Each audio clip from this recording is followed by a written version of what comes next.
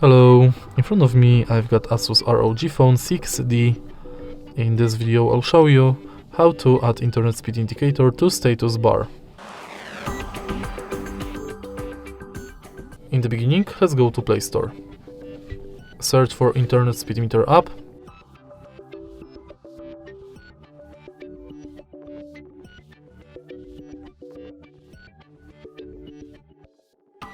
Install this app.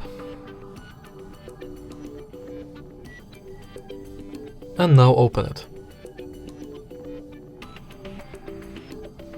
Allow. And now wait a few seconds. Soon internet speed meter should be added to status bar.